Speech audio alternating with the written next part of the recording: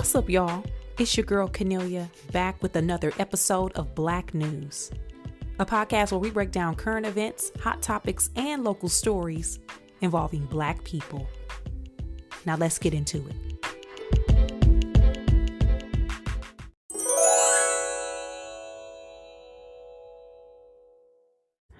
All right, guys, I'm a little under the weather to start, so if I'm coughing, hacking, voice sound a little crazier than usual, y'all know why. I've been battling a cold.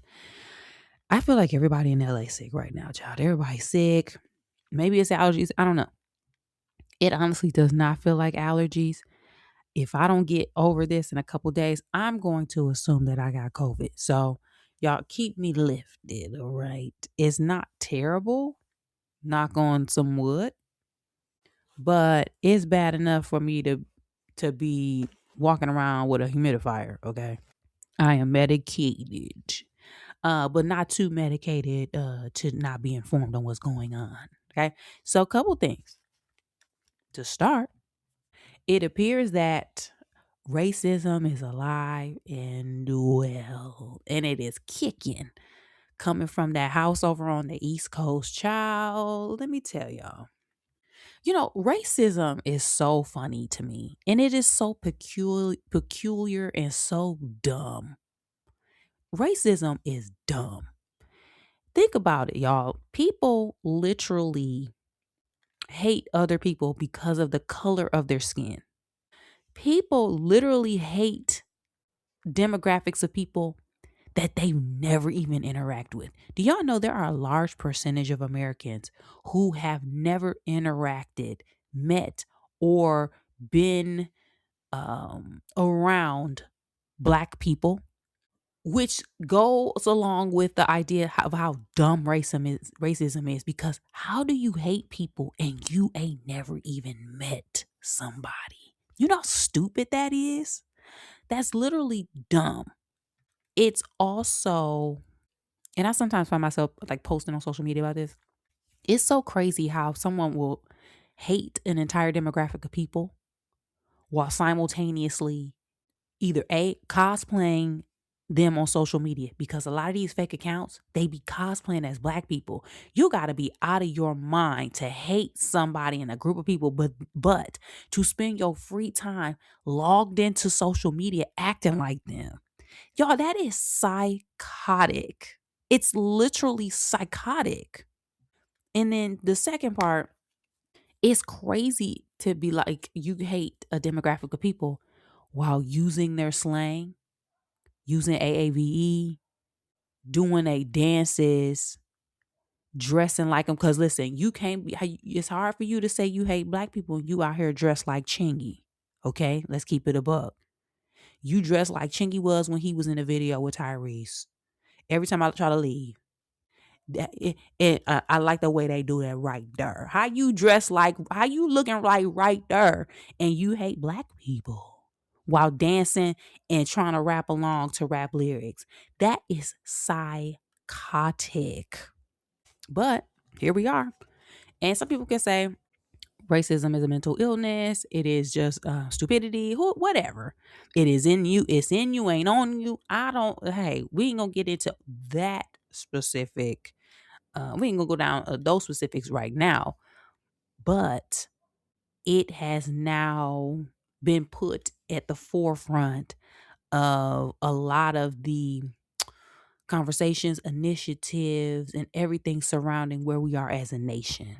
I say that because this past week, the people over there in that house, and if you knew the Black News, I be talking in code when I'm talking about some things because I be getting flagged. Okay.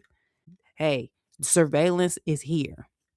But they put out that man over there put out a video on social media, and within it was a AI depiction of our first Black president and first lady, first and only Black president and first lady, Michelle and Barack Obama, depicted as apes, depicted as monkeys, which, if you know anything about the history of this country and the history of racism, that has been for centuries been used as a stereotype in association with Black people. Why? I don't necessarily know the origin of that particular animal, but that is what was released. Then you had people coming out trying to gaslight us. Oh, it was just he wasn't looking, and it was somebody a staffer did it, and it's not that big of a deal. Okay, it's not that big of a deal. Stop trying to make everything about race. Stop trying to make everything about race. In what world is a black person depicted as a monkey not about race? In what world, guys? This is the thing. This is the thing about racism. Another thing, because I just went on a whole rant. We're gonna go to the other things about racism. One, stop trying to gaslight people like you ain't been doing using the same playbook. Like at least come up with some new excuses. Like if you're gonna try to act like something ain't what it is, at least act that way with something that we haven't been saying for centuries. We've literally been saying this for centuries. Racists themselves have literally made the claim and tried to make the correlation of black people and animals. So to say that that wasn't about racism, since when? Because people within the racism community has said that that is actually what it means. Another part is, like, let's keep it real. Y'all ain't got nothing else. Like, if you're gonna be racist in 2026, you like these are some of the most uncreative people that I've ever seen. You ain't come up with nothing new. That's all you got. You still doing the same thing. Like literally, these got to be some of the most uncreative bigots I've ever seen. Like if how you gonna try to come out with something and be like, yeah, we about to get them with this, and it's something that dropped 100 years ago. Like, come on, ain't no creativity behind this. Like, come on, if you gonna be it, go all in. Okay, let's see what you got. But to be using the same old unseasoned creativity when it comes to your bigotry, guys, at least do better and try your best.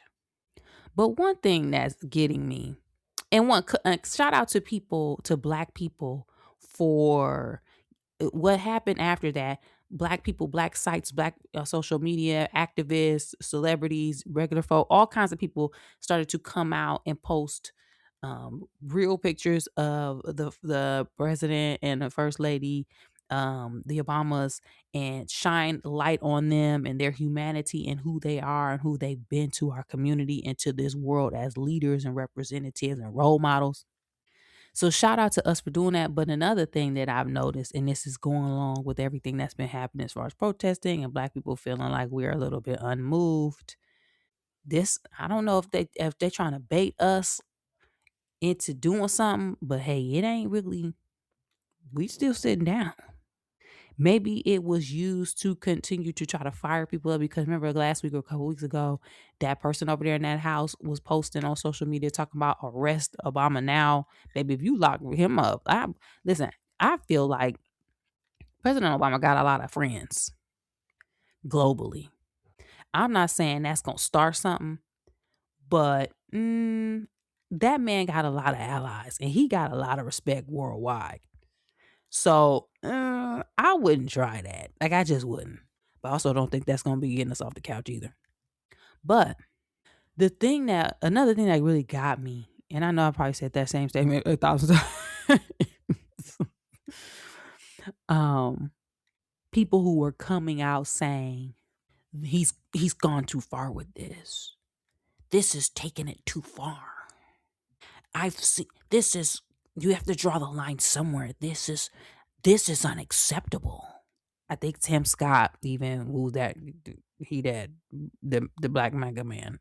He said something like this is if I'm seeing if this what I'm seeing is actually accurate, this has got to be one of the racist things that's coming out of that administration.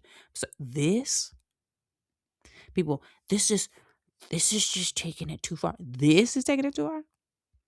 This has you thinking that this guy is a racist. This out of everything that we seen, this they eating cats of dog. This calling all the black women journalists poorly uneducated and stupid. This taking out a full page ad in the 1990s, wishing death upon 5 innocent black boys in New York City. This is where you draw the line. This is what did it for you. This being found liable for discriminating against black tenants in the buildings that he owned. But no, but this is the one thing that you like. Oh, this got to be.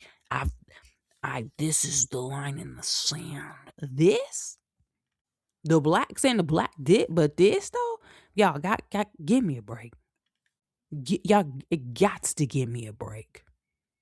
And I think a lot of that comes from a lot of people have a remedial idea of what racism actually is. And forgive me, Black News listeners, if I repeated this. I feel like I've said this before, but sometimes you gotta say things 3 times, at least 3 times, to get people to understand or remember. Some people still think that racism means owning slaves and saying the N-word. Hard stop. So when people say, I'm not racist, that wasn't racist, I don't see where the racism is, they're literally saying, I did not see no owning slaves. I did not see, no, I didn't say the N word. I didn't see those things. So it can't be racist. People don't understand the nuance behind racism. They don't understand it in the context of 2026. They also don't understand overt versus covert. They just don't understand it. A part of it is just a willingness to not learn. Some people just don't want to learn. I think it's because a lot of people are afraid. I won't say a lot, some, or maybe a lot. Who knows? People are afraid that if they learn the nuances, especially as it relates to 2026, that they will then discover that they themselves have participated in racist practices, hold racist ideals, or just some outright racist, period, hard stop. So I think a part of it is a fear. But hey, you got to live and learn. Hey, we got to get better. So it's just crazy how out of everything we've been experiencing, people are like, this is where I just, y'all knock it off. Okay. Now, what do I think is going to happen? Nothing. Child, nothing. Ain't nothing going to happen. Listen, people, like I said, because they don't understand the levels of racism and understand that it's about power, we gonna keep playing this little game and we gonna keep doing this little dance. That man can literally say the N-word on national TV and people be like, I just don't think that's what he meant. I thought he meant the color. Like the crayon. Like people gonna do, baby. So it is what it is. But what do y'all think about it? Do y'all like the way it was handled by the Black community? Or there's some angles to this that I'm just not getting, huh? But let me know what you thought. You can find me at Canelia on social media. This week was Super Bowl Sunday. And as we discussed last week, Bad Bunny Benito performed, y'all, and it was one of the most beautiful halftime performances that I've seen. I loved it. I absolutely loved it, y'all. And I realized, especially this year and after last year with Kendrick Lamar, I am all about art, especially now in 2026 and moving forward. Loop 2025, 24, and back it up a couple years. I am all into people who got something to say. Not to say everybody got to have a message, right? Everything don't got to be Public Enemy Fight the Power. But right now, as an artist and as a creative, when you have access to the biggest platform and the most eyes, what do you have to say? I am all into people who got something to say. They making bold statements. I'm all about people who take risks and make statements. I am loving that. And Bad Bunny took the opportunity to do just that. And before I get into it, there's a couple things, right? One, there was simultaneously like a halftime show put on by the people over there with the red hats on. Like they called it the other halftime show. They ran the numbers. About 6 million people tuned into that. It sounded like they had issues streaming it on X. It was a lot of drama. Bad Bunny, on the other hand, his Super Bowl viewership was the largest viewership in real time in Super Bowl history. Second behind that, Kendrick Lamar, only by about 2 million people, which tells me again, one, the NFL is about that business. Now, we know the NFL got some stuff going on, especially when it comes to protest, black people, all this other stuff. Because the way they did Colin Kaepernick, baby, Colin Kaepernick settled out of court. Okay, and they're great. When it comes to this halftime show in partnership with Rock Nation, thank you, Jay-Z. Okay. They understand global business. Bad Bunny is the most streamed artist in the world. He is the biggest artist in the world. He just came off of winning one of the biggest music awards. There are a large number of Spanish speaking citizens, global citizens of this world. Yes, the NFL originated in the United States, but globally, sports is expanding. The NFL has been in a big push to expand outside of the States. And what better way to get eyes on your game than to have the biggest artist in the world perform at your halftime show? Yes, and have it in all Spanish. Genius. Why? Because people gonna hate watch. Then you gonna get the normal fans who's gonna watch anyway. You gonna get the new fans who only watch and see Bad Bunny. It's a win-win. But I mentioned that other halftime show. Child, we now have segregated halftime shows. And I didn't think about that, like when those using those exact words until somebody posted on social media. We literally have segregated halftime shows. It's giving Little Rock 9. Okay. It's giving teenagers just want to go to school and get an education. Okay. It's giving you can't sit here. It's giving lunch counter. Okay. It's giving you from around here, boy. That's what it's giving. Which again, in this political climate, and it's, you know what, I take that back. Now I won't even say political climate. We are now in a climate where it's about morality and where you stand as a human being. And when you have a time right now where people getting abducted off the streets, citizens, non-citizens, people came home for their time to do it the right way. People did it the right way, and they still getting sent to countries they ain't never lived in. If you have 135 million eyes on you, you need to have something to say. Now, if you don't and it's jamming, that's cool. But if you are in that position, everybody like to romanticize about what they would do if they was this. If I was this, I would have been. If I was, I would have been. You wouldn't done shit. Or if you would have, what would you have done? And you see the example of Bad Bunny and Kendrick Lamar. They showed you what they would have done. They showed you. And you have to commend that level of commitment, risk, that and boldness. Because listen, both was jamming. Now I understand 95% of what Bad Bunny was saying. Because baby, I ain't took Spanish 2 since 10th grade. Now it was been since Flint Central High School. I ain't took it since Flint Central. But I ain't have to understand it to know that I felt what he was trying to say.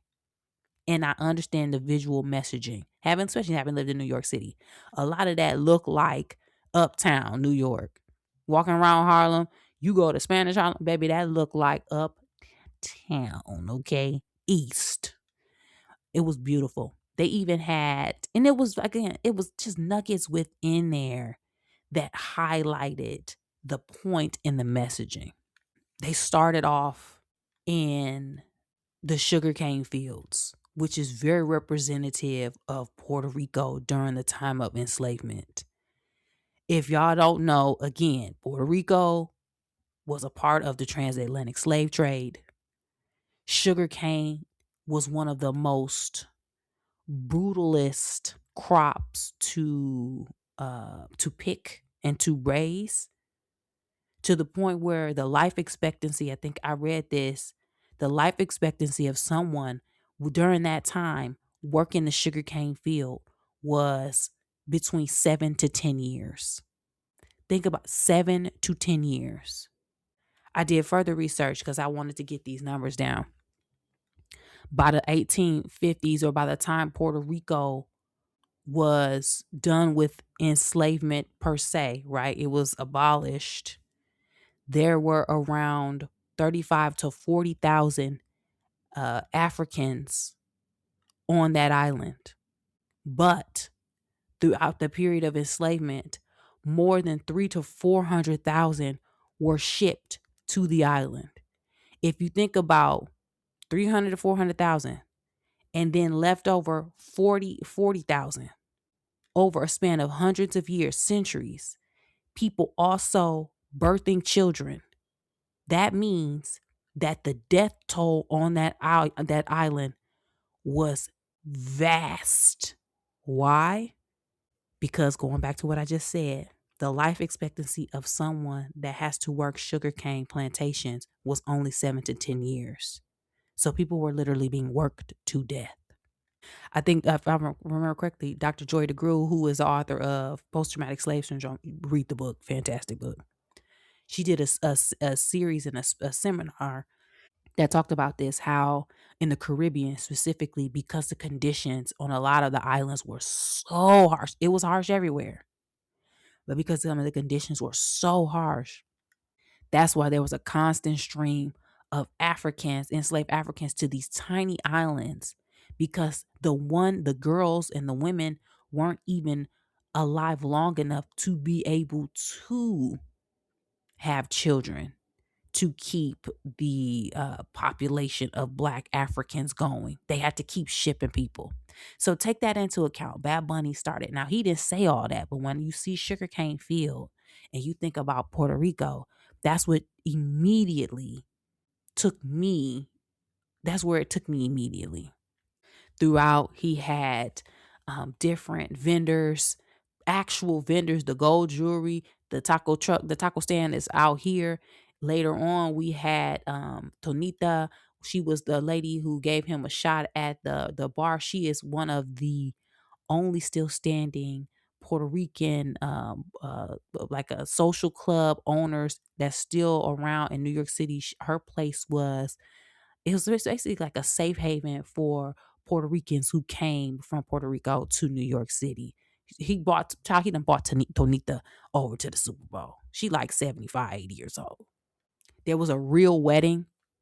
The couple asked Bad Bunny to come to their wedding. He couldn't, but he invited them to get married at the Super Bowl. Even the wedding scene, Lady Gaga was singing. You saw him when he was dancing around, go and get the little boy and wake him up off the 2 chairs. Because in a lot of Black and brown cultures, there is this connectivity and this relatable experience where at these parties and functions, the baby gonna end up having to sleep on some random makeshift bed, whether that be the bed in the back room with all the coats and purses, or 2 chairs stuck together at the reception. It was just little things like that that signaled to the messaging that he was trying to say. Ricky Martin. And y'all know, as an elder millennial, we knew Ricky Martin. We was living La Vida Loca, okay? I still remember the part of the cheerleading routine I had to do at cheerleading camp to live in La Vida Loca. But that was a very touching moment for people within the Latino community, in addition to this whole thing. Because if y'all remember, Ricky Martin pretty much had to sing in English in order to become mainstream. And now, 20 some years later, you see Bad Bunny being able to be his authentic self on the biggest stage in the world, singing in Spanish. So it's basically a passing the torch, kicking the door down. If it wasn't for Ricky, we wouldn't have no Bad Bunny. So it's just moments like that.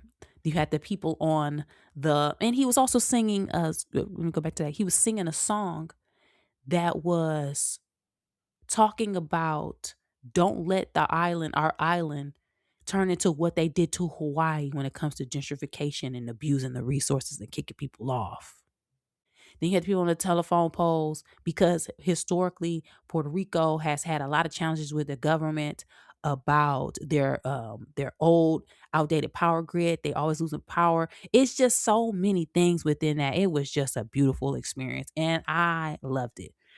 People on social media putting together think pieces like they did with the Kendrick Lamar Super Bowl performance, and I'm all here for it. I love it. I love what it is doing for the Latino community, because I remember what Kendrick's performance did for us and how exciting it was just to see that and to dissect and talk about it. So, child, I loved it. I thought it was fantastic. There's so many things I could point on, so many more things I could point on. Oh, but the one last thing I do want to point on. At the end, Bad Bunny made a point to say, God bless America. And then he proceeds to name the majority of the countries that are a part of North and South America. Flags blazing in the background, had everybody flags out there. And I love that. I love that reminder because up until that point, I really neglected to consider how America has attempted to monopolize America and to act like the United States is the America. We are America. And that is not the case, baby. We are the United States of America. But we are not the priority. We're not the only country in America and in the Americas. Baby, he shouted out Canada, Mexico, El Salvador, Chile, Brazil. You name it. Go up and go start from the top and go all the way down. And even the Caribbean. And even called Haiti and Jamaica by their original Spanish pronunciation names that are also leaning into their indigenous names. Haiti and Jamaica. Like I'm talking about, listen, you know I love this kind of stuff. Y'all know I love it. I love it. And I also love this because I'm honestly tired of people and there's people over there in that house and people within this country and this closed mindedness trying to just refusing to be educated. People were complaining on social media. I didn't understand anything. I didn't know what he was saying. They need American artists. One, Puerto Rico. He is American. He's literally American. But two, what happened to the spirit of learning? In what world, if you don't know what something means or understand it, that you don't carry your butt over to the internet and look it up? Look it up. What happened to learning and reading and figuring it out? I think that's one of the things that's really bothering me. Like, you can't look it up. We are already, as Americans, undereducated. You go overseas and when I was in Egypt, people knew 3 languages. It's just common. People knew Spanish, their native language, and English and whatever. Like, they just know multiple language. Here we are over here acting like it is extremely difficult to know any other language besides English. When that's not even, guys, English isn't our native language either. Like, God, that's what really is pissing me off. Learn. I didn't know what he was saying. Go to Google, type in Bad Bunny lyrics in English, and figure it out. Like, it's not that, like, people, y'all, ugh. I also don't appreciate the attempt to whitewash everything. Because if it wasn't for everybody else, okay, be blander than a mug over here. So it was so many things about this, and it also exposed a lot of people's just overall ignorance. It just did. It really did. Also, another point, real quick, while I think about it before I wrap up, the part in the performance when Bad Bunny gave his Grammy Award to his younger self, y'all, I tell you, that really did it for me. Representation is so important. Y'all know how many kids be sitting at home watching TV and watching movies and just dying and longing to see people on there that look like them without even realizing that that's what they need. And when they finally do, they're like, ha, I can do that. And they literally pulled up a picture of Bad Bunny when he was a kid and he had on like a similar outfit. So that was very intentional. Him with that little striped shirt on and them tan shorts. Baby, that really did it to me. That really did it because look, we all have idols, whether they're people in your own family, your parents, sibling, whoever. But I can only imagine as a young boy in Puerto Rico watching TV and having these big dreams, and maybe and at that point, maybe because he was maybe like 4 or 5 years old, so mm, maybe that was early Ricky Martin. But I can imagine him seeing like Gloria Stefan or Selena or anybody and being like, "Ha, yes, I can." Oh, that perfect. And then to give his younger self that award, child, I busted out crying. Y'all know I'll be crying. I busted out crying. Mm-mm-mm. But let me know what y'all think about it. Okay. Because, baby, they was hot over down to the social media about this. Pissed. And I loved it. Crashing out. Yeah. Let me know, though. Yep. You can find me at Cornelia on social media. Y'all, lastly, there's this thing that's happening all over social media with Black people that I want to bring up here and start the conversation about because it's it's really peculiar and I want to understand it. And I want people who are identifying and aligning with this ideal to really start to at least do some research to back up their statements. I saw a post today, and I've been seeing these posts for I feel like it picked up over this last year. This post said it was a conversation going back and forth about Black Americans and who we are in this country. And one person in particular said the slave trade was a myth, and people were co-signing this and being like, yeah, because we not Africans, we not from Africa, we are indigenous to this country. We wasn't no slave trade. We not from here. There were no where if that's the case, if we were from Africa, why aren't there any slave ships? Why you can find Noah's Ark? We saw Noah's Ark, but we can't find no slave ships. Y'all, how did we get here? The slave trade was a myth now. Y'all, what are we talking about? What is happening? Now, I say that because that got to be the most ridiculous thing I've ever heard. And that's the part about slave trade. Let's start with slave trade was a myth. One, I think, the romanticism of the transatlantic slave trade mixed with people having low racial self esteem is colliding, right? It's colliding. I think some are really struggling with the idea that their ancestors and their direct relatives could be put in bondage and subjected to the type of trauma and brutality that was a part of the transatlantic slave trade, that they are willing to do and say anything to separate them from that fact because they are ashamed, which makes it easier to align with an idea that all Black people in America who are descendants of or supposed to be descendants of the transatlantic slave trade are actually Native Americans.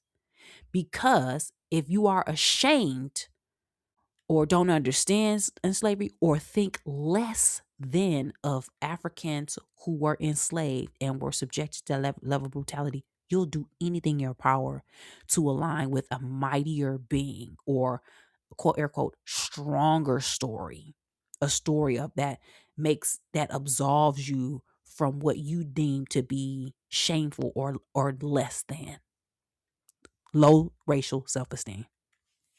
People also are, because y'all know, but in Black families, everybody say they got Indian in their family. You ask them what tribe, everybody say Cherokee, right? Everybody, grandma, mom, we got Cherokee in our family. I'm seeing a lot of comments where people are saying when they're challenging and asking them, where are you getting this from? They say, my grandparents told me this. My auntie Ben told me that we was Indian, so we Indian. Okay, we know through some other data that there's only a small percentage of people who have Native American DNA in them. And if so, it is a small percentage. Now, I say that because some people's argument is that Black people who are or Native Americans, their demographics was changed and they were moved over and started to be categorized as Black. Hence, the misconception, the misconstruing of information, the bearing of information. So that is what some people are saying. So I'm going to start back a little bit. The people saying that there are no slave ships. I want to remind people, and I posted this on social media, and I've been posting this sporadically all over the place when people say this one point. I talk about romanticism of certain things, but when it comes to enslavement, I think people forget or don't know, and this contributes to how bad the transatlantic slave trade actually was. There were no specially built ships to transport enslaved Africans. There was not like a construction yard across, in Europe and in different places around the globe that participated that were like, okay, we gonna build the slave ship. So in the bottom, put little seats, little jump seats, so that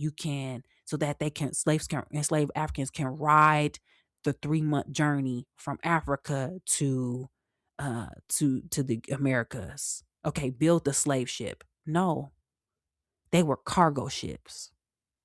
That's again makes it even worse because they weren't outfitted to house human beings for months.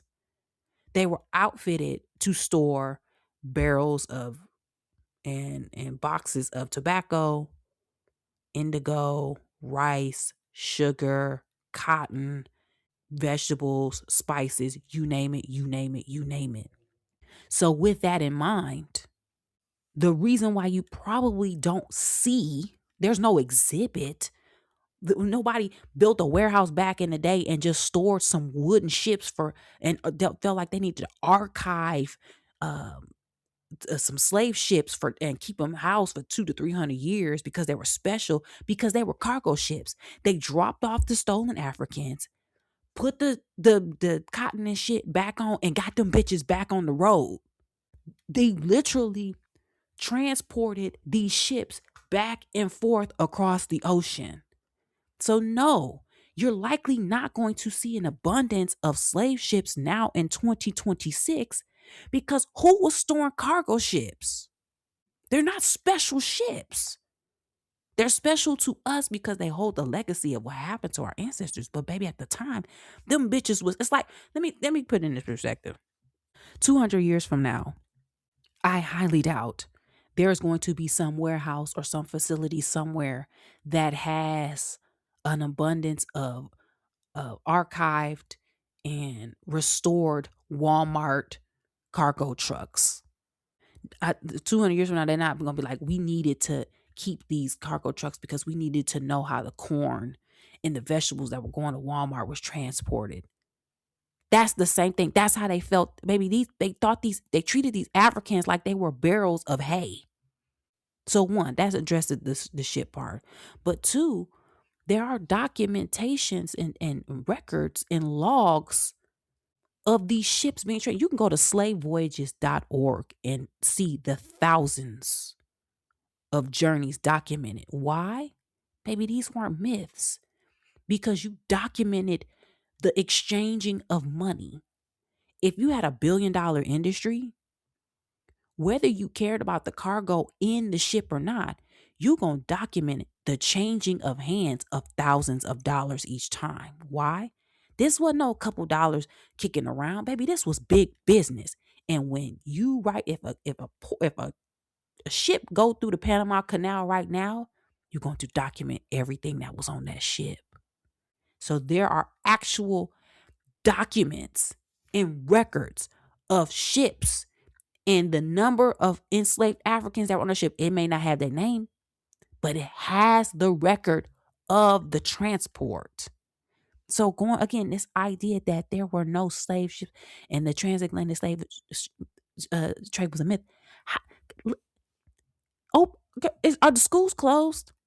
Are the schools closed? But I will, let me say this.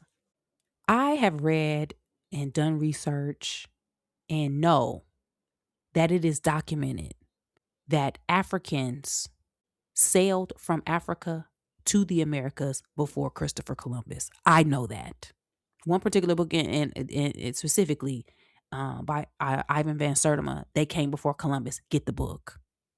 It talks about voyages, lost voyages, and instances where people left the continent and came to the Americas and never went back. We also have evidence of people being here, Africans being here by one, the statues of African heads in the continent in South America, Central America. There are similar pyramids here in the Americas that are in Africa. There's evidence that Africans were here in the Americas. We know that. So I am not negating that when I bring this conversation up. I'm also not taking away anybody's passion.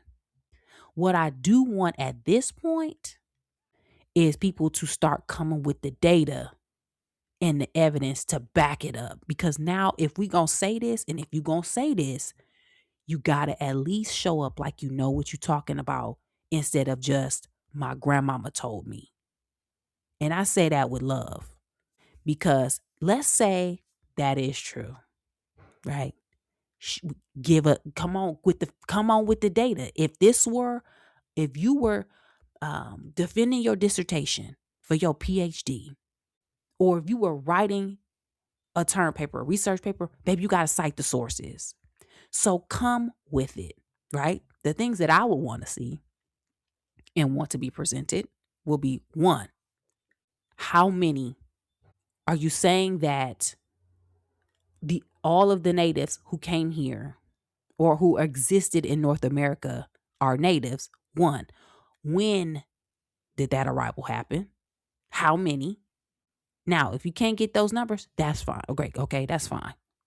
But let's also then, does that mean that in North America, all of the hundreds and thousands of Native American tribes that were existing in the United States, which is now currently the United States, were all of those tribes black people?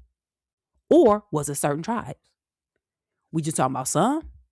Or are we talking about all? If we talking about some, which ones? If we talking about all, does that simultaneously mean, because if we're saying that the the Native Americans who were here at that time were transitioned or turned into enslaved Africans, air quote, right? If they were recategorized and enslaved, when did that happen? The census didn't start until after enslavement. So was it before the census? Was it after the census? Does that mean that the genocide of Native Americans that we know for fact took place because it was documented? Does that mean that it did not happen? And that, in fact, those Native Americans that were written about by actual colonizers, when they said they was killing these natives, did they not do that? If they did, does that mean that the entire population of natives was wiped out, which means the entire population of black natives was wiped out? What does that mean? During the Trail of Tears, were those all black natives, or were they the non-black natives? When the five civilized tribes enslaved black people, who were they? Was it black people enslaving black people? Was it the non-black natives enslaving the black natives? Where did the non-black natives come from? We got a lot of questions that need to be answered. And I'm saying this because one, two, and three, we are now as a people too advanced with our resources and have access to too much information to not be able to support our claims. And I'm tired of people just don't being like, because my grandmama said. Let's really get down to it. Let's have these conversations. Let's really have the discussions. If that's what we saying, let's go through the timeline. That's what I want. Okay. People, y'all can come for me. I'm open to having this discussion because I really want to get to the bottom of it. Let's talk about it. But otherwise, I'm sorry, but your auntie saying something, that's just not going to work. Get with auntie, sit with your auntie, and go through the family records. Come on. Like, let's go through it. And also, go get Ivan Van Sertima's book. I don't think it's even in production anymore. I was looking for it maybe like last year. I own it, but I was going to buy it for someone else, and it was very difficult for me to find it. I think they took that out of production job. Somebody got to call up Mr. Van Sertima. If he done went on to be with him, call the family and tell them to put it back into distribution, because right now I feel like it is needed in the Black community. People need to read it, and they need to assess it and put it into context with what they're talking about today. But to wrap this up, for those who said the transatlantic slave trade is a myth, that got to be whether you think Black people in North America or not are enslaved. That means, are you saying that there no Africans were brought to any of the Americas? I just can't. As for me, I am proud of my descendants regardless of where they are from. I've ran my DNA test and I only have a couple percentage of Native American. And based on the timeline, that means that I have one descendant or possibly two, that was Native American, who lived between, I believe, the 1860s and the top of the 1700s. I've done my part. That's as far as the information that I got. Please tell me about yours. You can find me at Cornelia on social media.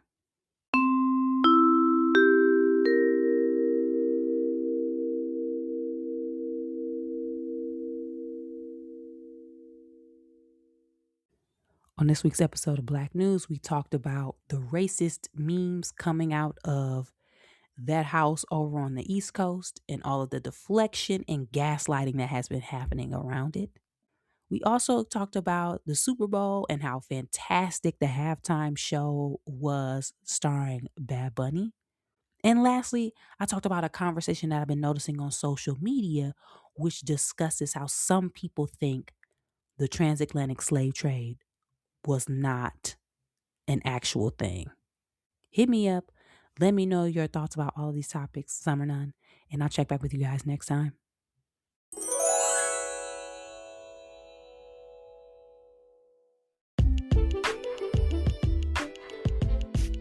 That's it for this week's episode of Black News, y'all.